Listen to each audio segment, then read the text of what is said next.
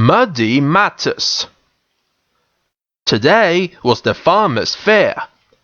James had two very important jobs to do. He was taking Farmer McColl's sheep to the fair, and he was having his photograph taken for the newspaper. "Make sure you take the fast track to the fair. No bumping my sheep about," Farmer McColl had said, "and make sure that they stay clean." "I will keep them as smart as I am, sir," James said proudly. There were two routes to the fair. One track was fast but muddy. The other track was bumpy but dry. James didn't want to be dirty for his photograph, so he took the bumpy track. The poor sheep jiggled about in the back. "Bubbling boilers," said James. "What a rocky ride!" The trailer was bumping so hard the trailer door flew open. But James didn't notice. He was too busy being the cleanest engine on Sodor. James pulled up next to Emily at Marron Station. He told her about his photograph for the newspaper.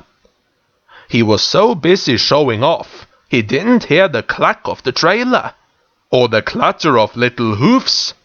The sheep had escaped.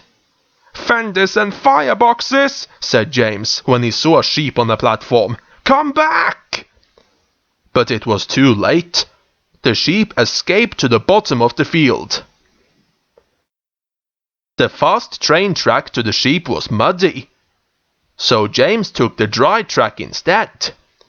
He couldn't get dirty before his photograph. But the track was very long. By the time James found the sheep, they had already moved away. "Bother," said James. Then he had an idea. Katie the sheepdog could round up the sheep. Katie barked, and sure enough, the sheep trotted over to James. "It's working," said James.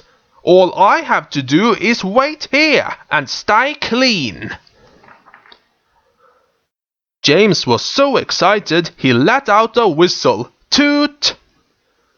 But the sheep got such a surprise. They ran back into the field and through a muddy puddle. "Oh no! We can't be late!" cried James. "It doesn't matter if I'm dirty. I can't let Farmer McColl down." So James whooshed like the wind down the fast, dirty track. Soon, James wasn't a bright red engine. He was a muddy, messy one.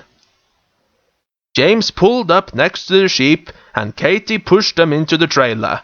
They were back on track. When James pulled up at the fair, Farmer McColl gasped. Not only was James covered in mud, but so were his sheep. "Splendid," said the newspaper photographer.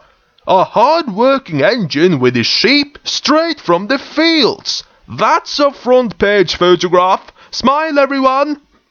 James beamed from buffer to buffer. He had never been happier to be the dirtiest engine on Sodor.